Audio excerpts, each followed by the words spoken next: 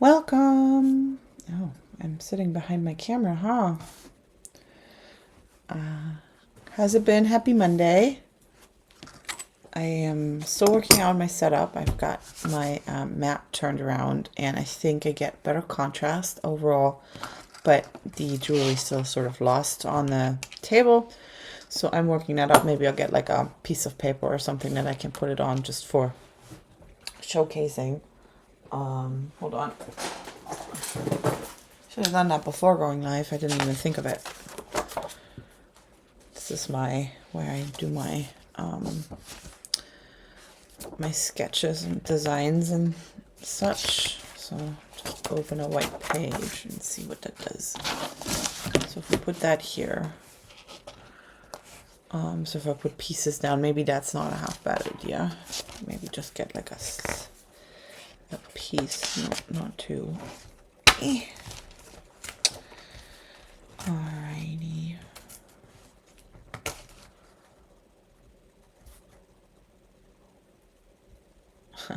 Great.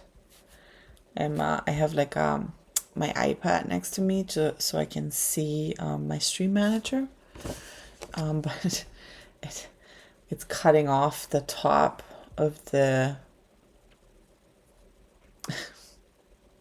page of the website, so I can't actually see the view count, which is why I have the page open in the first place. Because somehow in my streaming software I don't see the view count, so I don't know if anybody's actually watching at the moment. Pretty sure there aren't any people on here right now, but that's okay. It's Monday morning at what time is it? 11 o'clock. I figure not a lot of people are going to be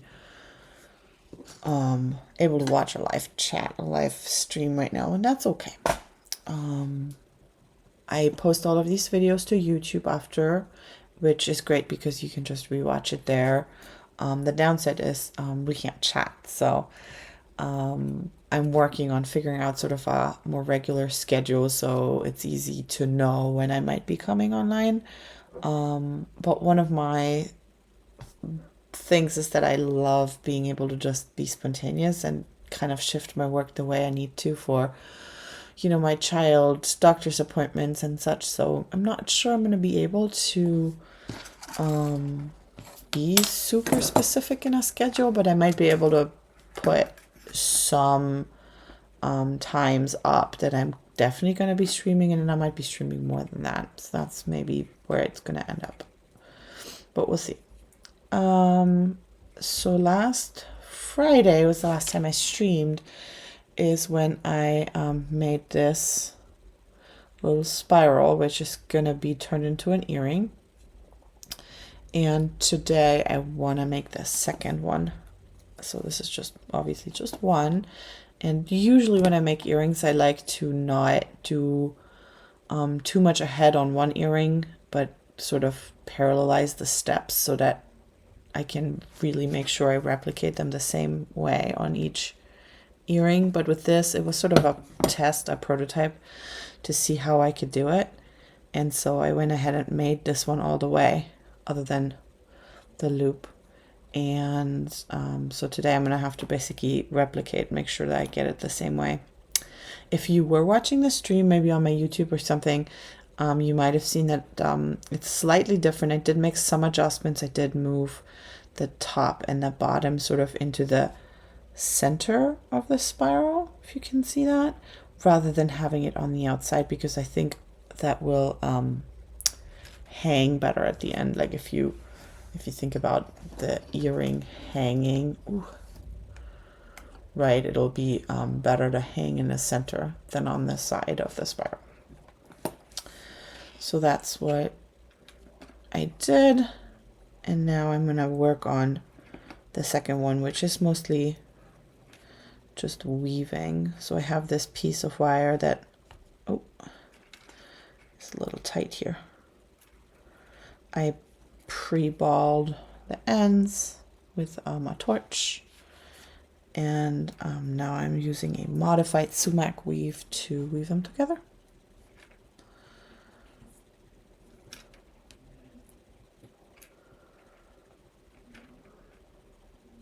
And I'm using 28 gauge weaving wire, and I think this is 18 gauge. Not sure. Let me see if I can find my gauge measure over here.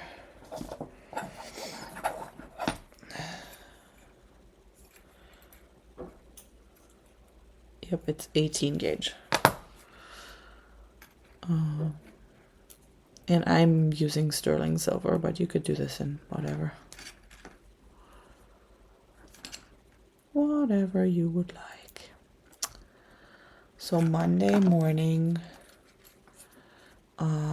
weekend was nice. It was a nice, quiet family weekend for us. We've been busy lately. There seems to be something going on every weekend in summer. And so this weekend was nice because we sort of just took it easy. Didn't do a lot of, really not a lot of anything. We did a little family trip on Saturday, not even a trip. We went to one of the local playgrounds and let the kid, I have a 3-year-old, play, and we had grabbed some sandwiches for lunch that we ate there, and then afterwards we went to a winery and had a glass of wine and did some just relaxing there. We live in the San Ynez Valley, which is big wine country, so there's wineries everywhere. And then on Sunday we walked into town. I live in Solvang, so town is always fun here. So a lot of people know of Solvang. It's calling itself the Danish capital of the US, so it's all Danish themed, and so it's very, very touristy. But on a Sunday afternoon, we find it's actually not too bad, especially the weekend before a long weekend, since it's Labor Day this coming week, and it's usually not too bad. Otherwise, we tend to just avoid town on the weekends. And it's nice, we live in walking distance to downtown, but far enough out that we're not like seeing the traffic and the tourists all the time. So it's actually kind of a perfect combination of both. Okay, there we go. It's kind of hard to see the weaving on the camera, and I can't get much closer. I lose focus.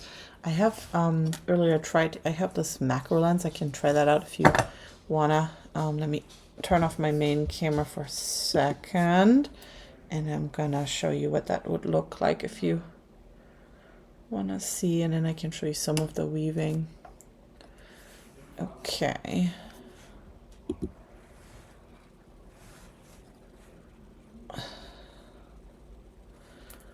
Normally I weave left to right, but there's not much for me to hold on to on the left side right now, which is why I'm sort of weaving backwards, or like, oh my god, I can't see.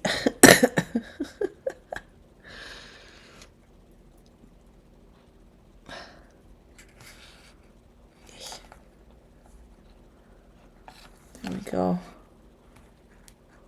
That's what that looks like. If you Google modified sumac weave, it will show you the pattern and how that works. It's really hard to keep steady under this lens because I have to be so close, but I can't see.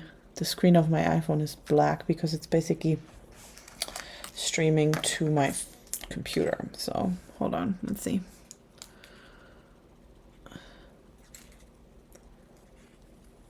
It's posture-wise pretty terrible.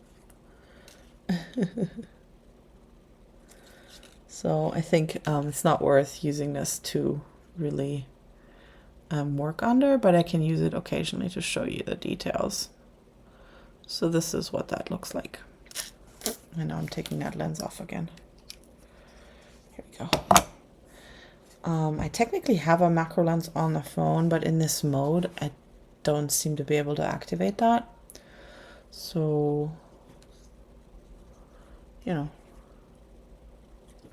Anyway, there's plenty of tutorials online on how to do the modified sumac weave if you're interested. Oh, you know what? I didn't turn on any music. Do we want music in the background? It's always kind of nice, isn't it? Let me do that.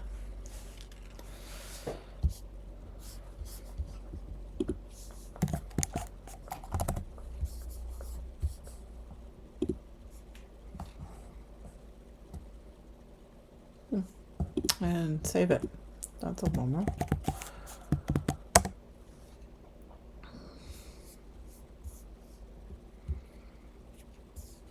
Oh. Gotta log into Spotify. Clearly I'm working on my routine for streaming. Oh, come on, really?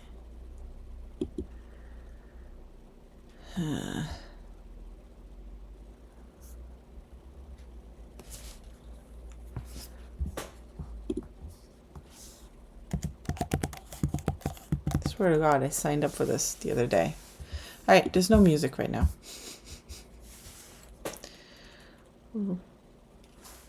Do that again some other time. Okay. I'm using fine silver for the weaving wire, which wasn't necessarily on purpose. It just was what was sitting on my desk last week. Normally I use sterling, so the base wire is sterling, the thicker wire. But the reason I use fine sometimes is because I make this other style of jewelry that's sort of using the technique of fusion. So I'm not fusion. Fusing. Fusion is something entirely different. That would be terrible. Fusing. I'm fusing the metals together. And fine silver has a higher melting point than sterling silver. But because I'm using the thinner wire, it sort of ends up working out better to fuse fine silver weaving to sterling silver thicker pieces. What does that look like? I think I've shown this before. Stuff like this is what I make. And that's an earring. And so the weaving is fine silver, and then I have these little granules on top that are brass and sterling. And fusing means I heat up the metals to almost melting, just before melting, so that the surface gets a little soft, and then they fuse together. If I do that sterling on sterling, because the wire is so much thinner, it'll melt before the granules get to temperature. That's what I found anyway, so I find it easier to do this. A lot of people like to use argentium, which is a silver alloy, to do fusing. There's even some rumors out there that you can't use sterling silver to fuse, but that's not true. I've done that plenty. I mean, point in case. But anyway, it's a fun technique. The design is sort of inspired by a Sarah Thompson tutorial from Serendipity Jewelry. She has this bracelet. I think she calls it tidal wave bracelet or something like that. Where she does that, where she basically uses like a weaving underground or background and then fuses granules to it. Very similar to those earrings. So I'm basically just using that technique to make different types of jewelry out of it, because it's really fun and very organic, which my jewelry is not always. I like symmetry and clear lines, so I'm trying to kind of get out of my comfort zone a little bit with that technique, and fusing works best there. Anyway, tangentially, and so that's why I have fine silver here instead of sterling. I think I normally would use sterling for this. Fine silver tends to break more easily, so with a tight weave like this, it's not always ideal.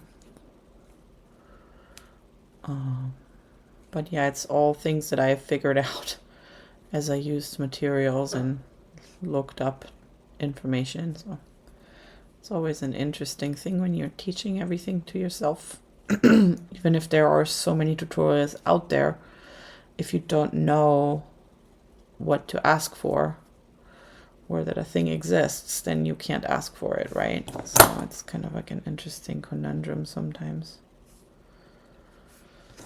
Okay, so what you're noticing is I have run out of weaving wire. That's kind of annoying, but not a big deal. I kind of expected this to happen. I usually put my weaving wire on these bobbins. They're like Kumihimo bobbins, and they're nice because you can close them and then the wire stays put. It doesn't unravel. So I knew this was gonna run out. I knew it wasn't gonna be enough. So I'm gonna just spool a little more onto here. This is my main spool, and I use silver from Rio Grande. So you see this is fine silver 28 gauge. And it's really annoying to work off of these big spools, which is why I put the wire onto the smaller bobbin. This one's not too bad because it's not as full, the big spool here, I mean. It's not completely full, but when I have spools that are fully filled, here I just got a new spool of sterling. It's really annoying to work off of these, so it's much easier to use these bobbins. And the nice thing too is that sometimes you need multiple weaving wires for one project, so having the wire on the bobbin helps with that. Alrighty, that's enough for now. If you come across this stream non-live, just on my channel or by browsing, I'd love it if you'd leave a little note, say hi, let me know how you like things. I think you can join the chat and post things in there, even when I'm not streaming. So, you know, I'm just starting out on Twitch, so it'd be awesome to meet some people, say hi, and so on. So that'd be fun. And obviously let me know what you want to see, if there's anything specifically. I'm calling these maker chats because I don't want them to be perceived as a tutorial, even though I do share a lot of information, but I don't want to always have the pressure of creating tutorials. I have other options to create tutorials. I've done that in the past too, and the problem is that at the end of the day, this is my business and this is what I do full time, so I need to be able to make some money, and tutorials have not been making me any money. It's been always, I've tried Patreon and Instagram subscriptions, and it's just not enough for me to sustain the amount of work that goes into it. Making tutorials takes a lot of time if you want to make them good. Anyway, so this is a lower, the hurdle, the bar is lower for streaming because I can just work and get stuff done. All right, anyway, all right, so I'm gonna splice in another weaving wire. I've shown this many times on like my Instagram and I think even on my YouTube. So anyway, so I'm going in the opposite direction of the old wire, and then I just pretend to I just keep going in the same direction and basically pretend this never happened. Sort of like when you knit or crochet, it works kind of the same way. And then later on we'll get rid of those ends. And this works particularly well with this weaving pattern.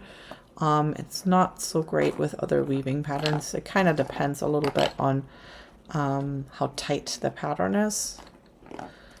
Because if it's not very tight, then it'll come unraveled. But in this case, because this is like a super tight pattern, it won't unravel at all. And I'll show you how to get rid of the ends under the macro lens, because that'll be easier to see that. But yeah, so right now they're just sticking out, one on each side. This is the old end and this is the new end, and I just keep going with my weave. Okay, what else could we talk about? So this week, it's Monday. Mondays are always great to take out an outlook into the week.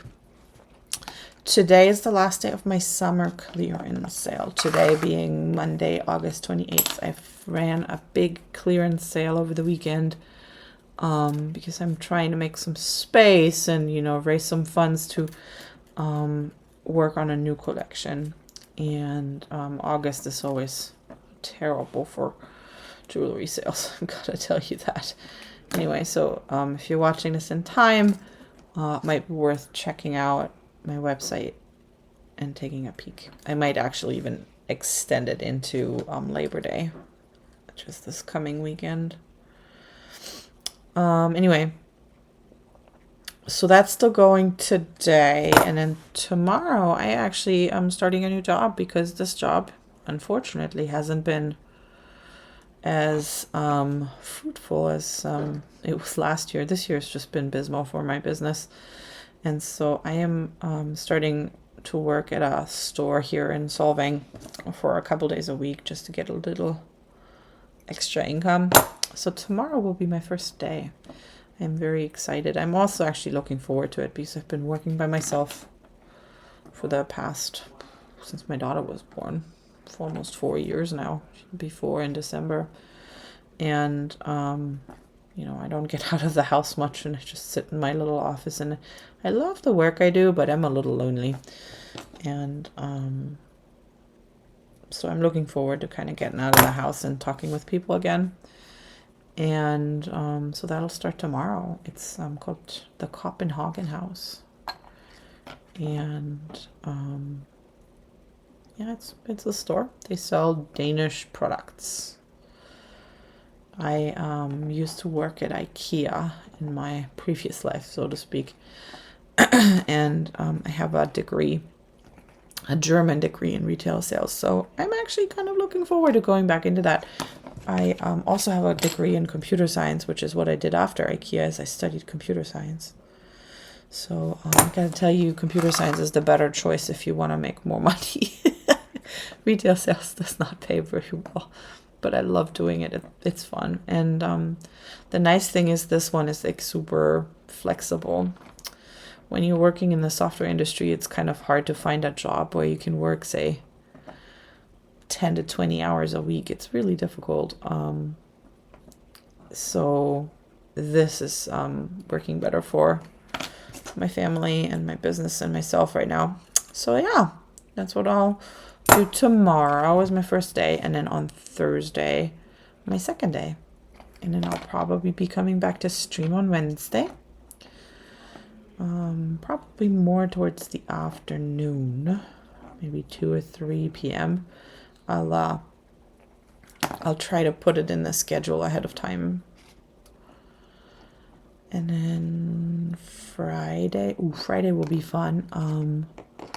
Because it's Labor Day weekend. My husband actually has Friday off. He has Friday and Monday off. His company does that. Sometimes they have these like company holidays, so it's a couple times a year, often in summer, where they just give them an extra Friday off, which is great for employee retention. And doesn't cost the company very much, really, if you think about it. So he has Friday off, but my daughter is still at school on Friday, preschool. So we probably will be having a fun day together, which is exciting because we barely ever get to do that. So that's my week. It's going to be a short work week in terms of working at Entangled Co. But it's going to be, I think, intense physically because those days at the store, I have to stand all day. They're 6-hour shifts. I'm doing a short shift, so I have enough time to pick up my daughter in the evening from school. And, oh boy.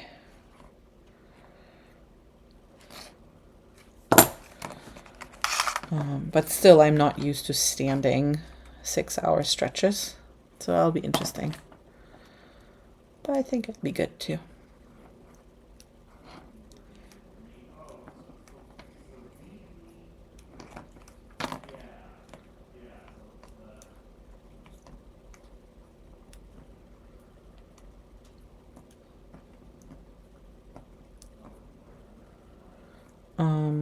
And then project-wise for the week, I'm hoping to work a little bit more on my new collection that I'm just starting out, which is said organic fusing collection. I have not yet decided what pieces, how many pieces, where it's gonna go. It's all still sort of early stages. But the next piece I'm gonna be doing here is gonna be for that. I think I'm gonna want to work on a ring. So I've done a pendant. I've actually done a couple pendants. If you look at my website, you might find, I think there's 2 listed.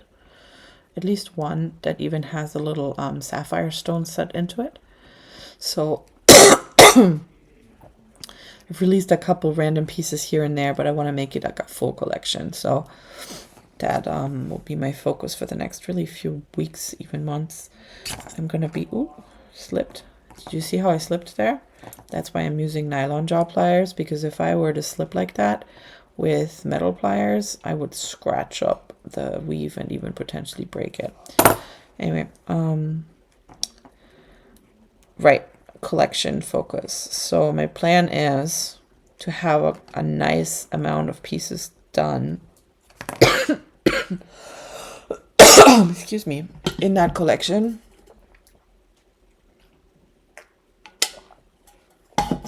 Towards the end of October, is I have a one of my largest markets is on October 21st in Los Olivos, California.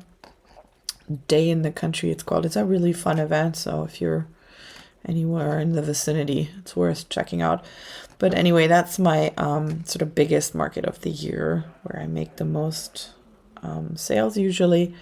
And I want to bring some new stuff. Like the last couple of years, I think I've been sort of sitting on my older pieces, and I want to bring some new things. And that will be that collection. And I'm making some wine industry themed pieces for that particular event as well, because it's Los Olivos is basically one big tasting room. It's like literally, it's like a tiny town, and there's like probably 2 blocks one way, and then the street crosses over, and there's another block on each side. So 1, 2, 3, 4 blocks or so, and every single space there is either an art gallery or a wine tasting room. I think they have a brewery there, and maybe like a sandwich shop or 2, and that's about it. So yeah, and Day in the Country is also very focused on wine, so I think you can get like a flat rate ticket and then get like tastings at different wineries, and that's really fun. So I want to do something like that. So that's what I'll be focusing on in the next few weeks. And I'm actually gonna be gone from like sort of mid-September to early October, because we're flying to Germany. I'm German, I'm from Germany.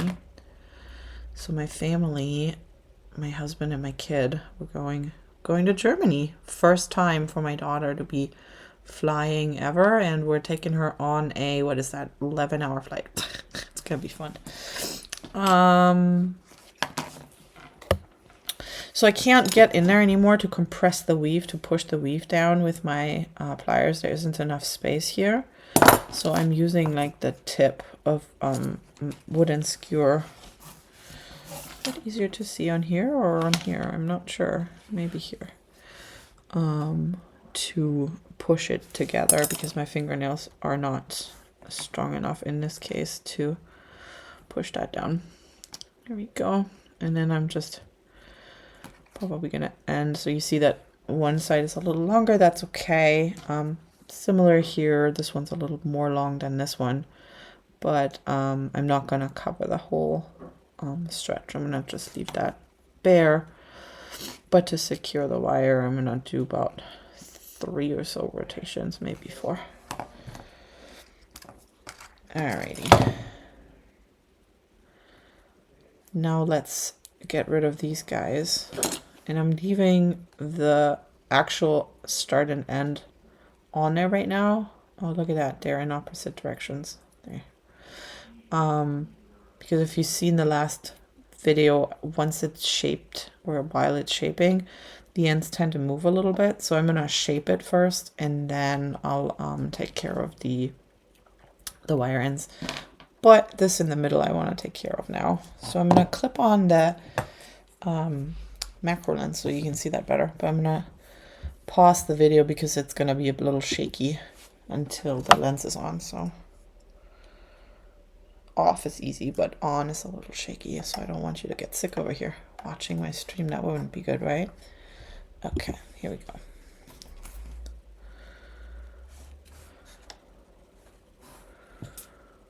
Okay, so you see it's coming out one way and the other way. So basically you want to make sure you have it sort of 90 degrees out, and then you pull, you tug. You don't need to like pull very hard, but you want this to be taut. And then you start rotating so that basically that main rotation point is right where the wire comes out of your weave, and you keep going until the wire breaks off. So now the wire is clean broken off, there's nothing sticking out, and you can barely see that end. And I do the same thing on the other side. We're taking advantage of the fact that as you work metal, it hardens, gets brittle, and breaks. And you won't be able to cut off the wire end like that. Yeah, you can sort of see the end here a little bit, but barely, and especially once it's shaped into the spiral. I'm basically using my screen to see because I can't see through the camera. Ooh. That's why I'm looking like this. But yeah, there we go. And then I'm going to take that lens back off. Oop, camera, there we go. And then we'll shape this thing. Okay. So I used this guy. It's just a wooden dowel, and this one I have a set. It's like a 1/4 inch wooden dowel, and it's like a beadsmith set. It's nice because you have like different sizes. I use this fairly often. Okay. Let's see if I can get this done to be about the same as this first one. This is a bit of a hard work, and you need to make sure that your strip is continuing to lay flat, so because it's wanting to twist in on itself as well. Okay, well, this doesn't look too bad, does it? But see how this comes out like that, and now I don't really have an attachment point for the earring hook like this. So that's what I did here. Ooh, did I spiral them in opposite directions? I think I did. That's fun. Well, that wasn't intended, but for earrings, that's actually kind of fun. But so yeah, so what I'm gonna do is I'm gonna finish off the ends, and then I'm gonna fiddle with it a little bit to get the top and the bottom sort of aligned into the center. And then otherwise they should be about the same distance. It looks pretty decent. But yeah, I spiraled them in opposite directions, which frankly I didn't even pay attention. And I think it works either way. I actually kind of like this. I think it's great that they are in opposite directions. I just didn't intend that. They would look fine in the same direction too. So either works. Earrings you always have to decide, do I want to mirror them or do I want them to be identical? It just sort of depends on your design. And you saw I did the same thing here with breaking off the wire and just making sure it's actually smooth.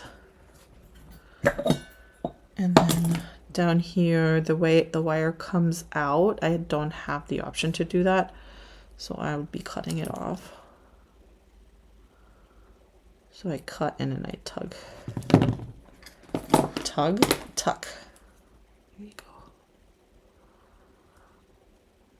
Sometimes my pronunciation gets a little wonky. You can hear the German I've been in the US actually pretty much exactly 11 years now. Crazy, right? Okay. There we go. And you see how the ends look like very similar now in terms of like length, and one of them being a little longer than the other. Okay, so the way I did that, if I remember correctly, was with trusty nylon jaw pliers, and I left it on here because I didn't want the rest of the spiral to deform, and then I pulled it into the center and flipped it upwards. This is a little fiddly here, so you gotta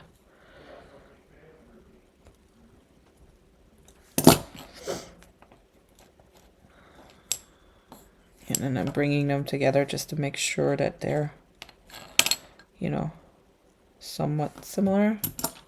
And I can see here that this one has been bent in and then up, if that makes any sense.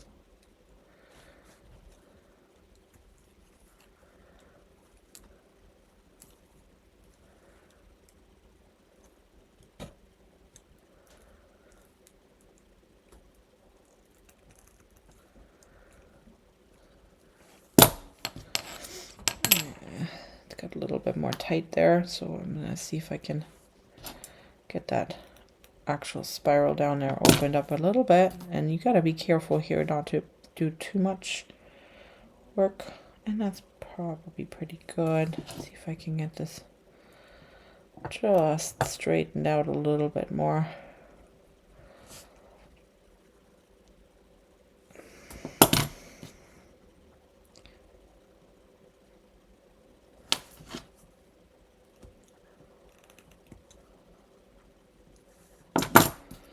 If it's too crooked, the earrings will not hang straight. They'll hang sort of sideways, and we don't want that either. So in this case, I'm gonna get my flat nose ones and just, so I don't have enough, it like slips with the nylon jaw, so I gotta be a little careful. Okay, and then I'm actually gonna try this guy. There we go. I think this is pretty good. I left that one a little bit longer than this one, which is probably why I'm struggling to get it matching right now. But you know what? That's what makes handmade. Sometimes it's just what it is. It's not perfect, not perfectly symmetrical. Okay, and then I'm gonna do the same with the bottom, where I sort of just try to pull that bottom into the center and straighten it out to the bottom a little bit. It just gives the whole thing a little bit more interest overall.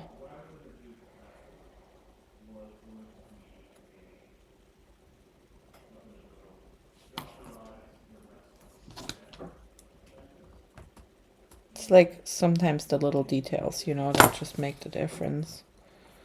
I think that looks pretty good. Yeah, okay. So as an example, I could have just left these earrings flat, but I did end up giving them an extra curve this way too, not just this way, which makes them just more interesting when they hang on your earrings, and it just overall looks better. So that's the little details, like, you know, straightening out the bottom. So what I'm planning on doing is I'm gonna solder a jump ring onto the top, and then I can add an earring hook. In order to do that though, soldering round surfaces is pretty much impossible. Not impossible, but hard. So I will use a file and I'll flatten out the top. But let's make the jump ring first. I'm just looking for some scrap material. That's going to be easiest. And this is, I think these are 22 gauge, but they should be big enough or thick enough. This looks like a 20.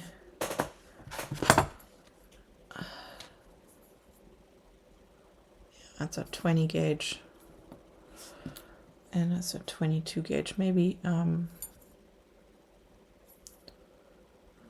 Maybe 20 will work better. Let's try it out. I don't have another 20 gauge. Oh, nope, there's another.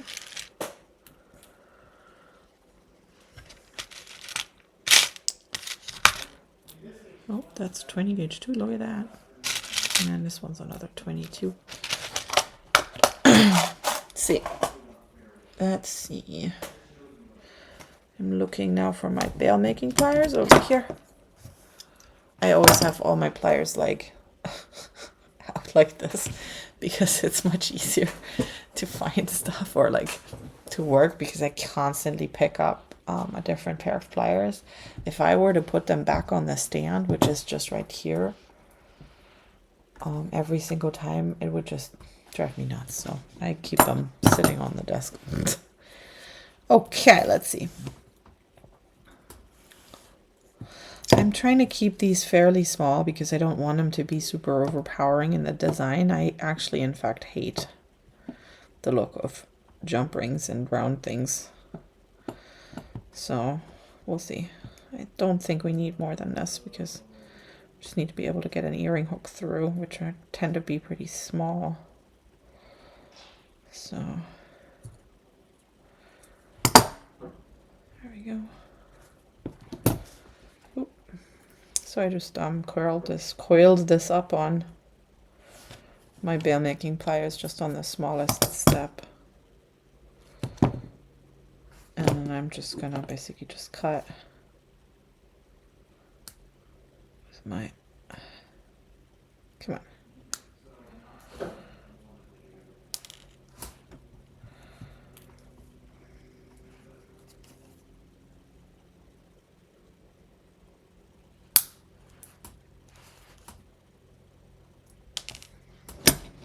I just cut my fingernails this morning, and I always realize when they're so short, I struggle.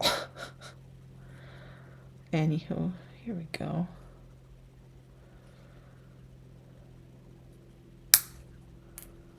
Okay, well, so this is the 20 gauge. I think that was the better choice.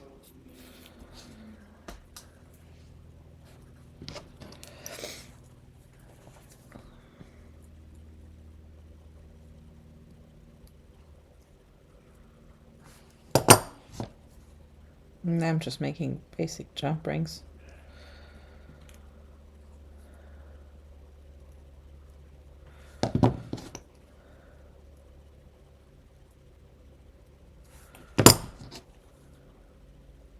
They're just really small, which is fine.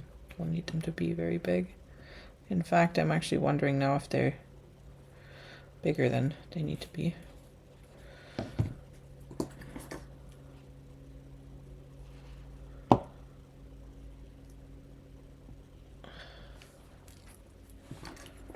Let's see. Yeah, they're actually bigger than I want them to be. I don't know if you can tell, really. Here we go. I would like them to be smaller so that they don't really overpower the earring itself. So I'm gonna try that again. I'm gonna use the 22 gauge this time, and my actually trying to think, making jump rings with round nose pliers doesn't work super well because you end up with two different sizes, if that makes sense, because they're tapered. So I'm trying to think if I have anything that I can use to make an even smaller coil, but maybe I'll just make two small rings instead.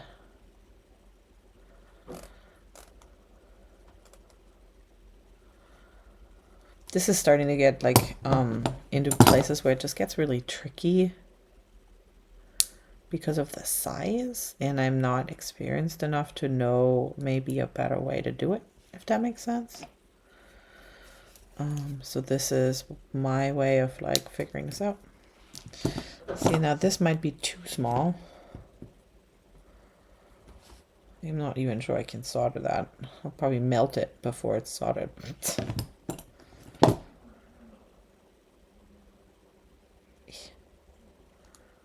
Oh boy. It's also hard to handle when they get this small.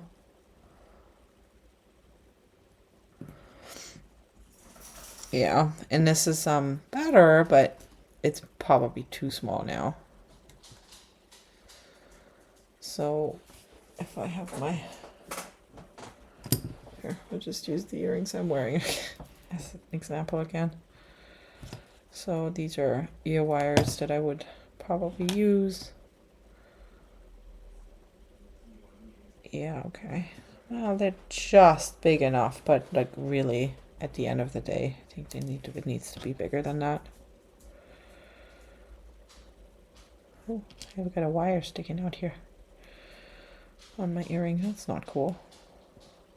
This is a prototype, so that's why I make prototypes and decide and figure things out, because then I can wear them sometime and see what works and what doesn't work. It also means that most of the time the jewelry I wear is not the final product, so when people see it, they might not see the quality that I would sell, if that makes sense, because I'm wearing my own prototypes.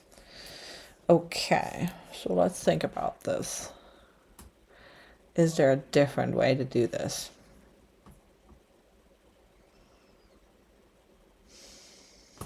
Can we drill a hole? Make a hole here? No, there isn't enough space.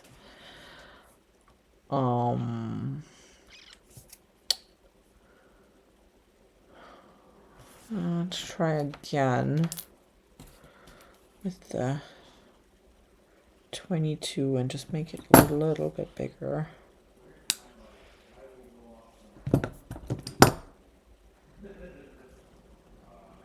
That's probably, now we're back to too big. Yeah, okay. I'll try making it smaller again.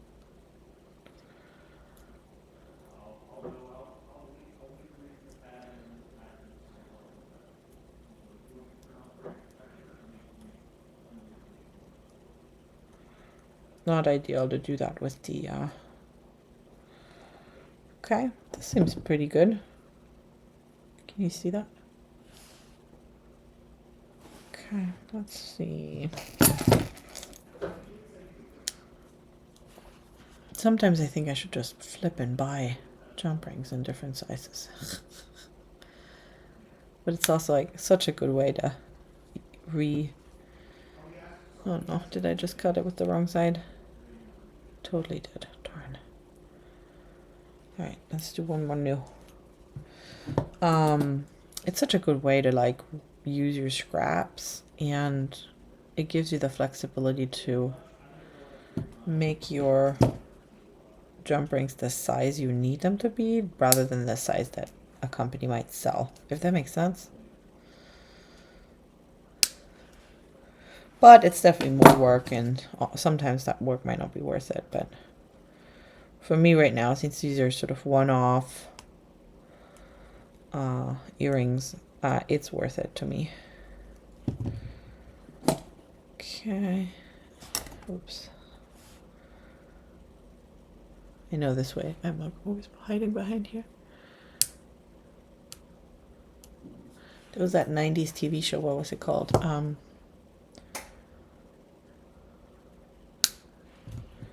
Some guy had like his own DIY home building show in that was the TV show. I don't remember what it is called. But he was always talking with his neighbor, and his neighbor would always just like peek over the fence, so you would never see the neighbor's full face. I think you'd always just see his eyes.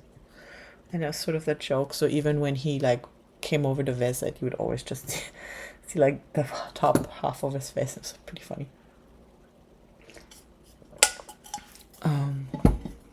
Can't think of the name. That's really annoying. I also watched this in German. So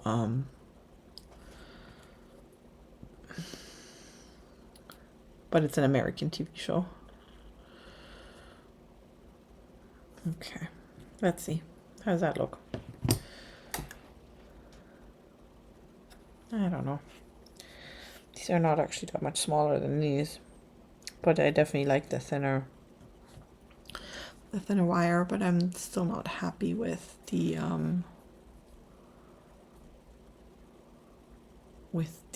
look of this. One thing we could try that might make it a little bit better. Let's see. This actually works pretty well. You can actually get pretty good detail from here. Okay. Let's see. How about we do this?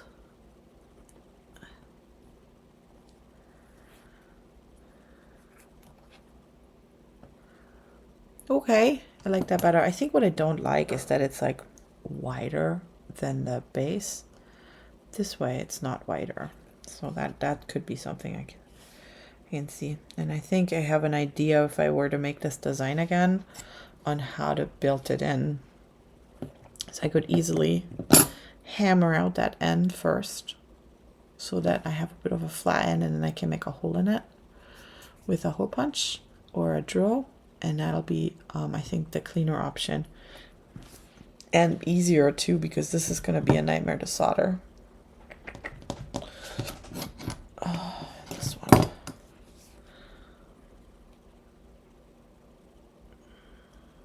But yeah, I think this is the better choice. So basically I just squeezed the jump ring, and I'm holding my hand over it so it doesn't, that's why I did it earlier, so it wouldn't like jump out.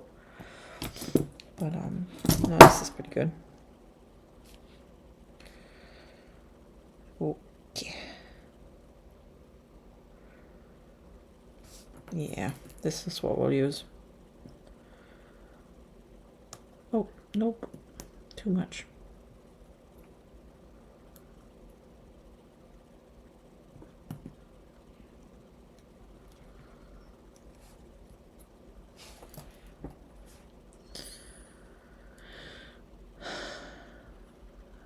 Alrighty.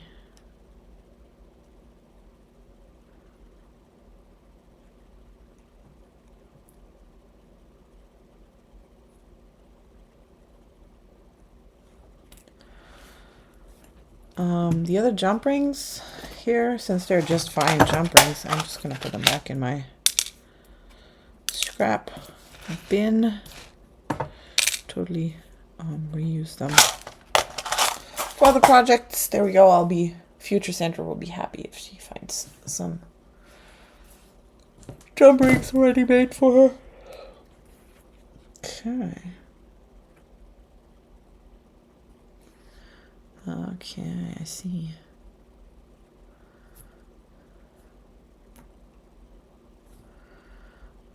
Yeah. Fiddling around with this, but cool. So next stop would be to file these. I have a file right there, but I think I'm gonna use a bigger one. Hold on.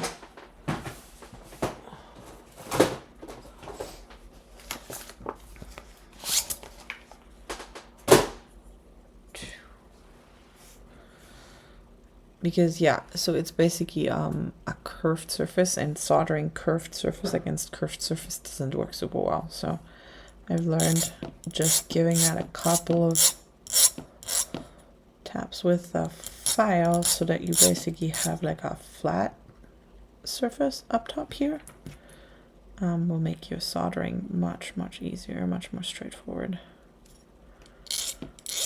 Doesn't really need much.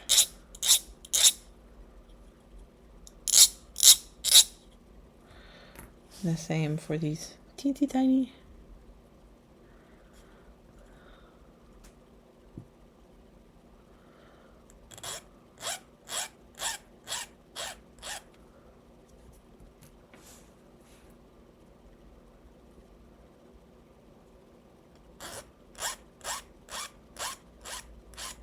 Here we go.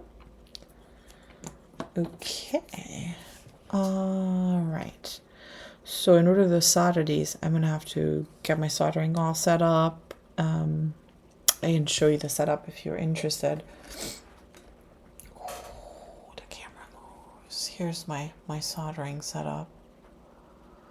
So I like using charcoal because it retains heat and reflects heat, which often helps me soldering.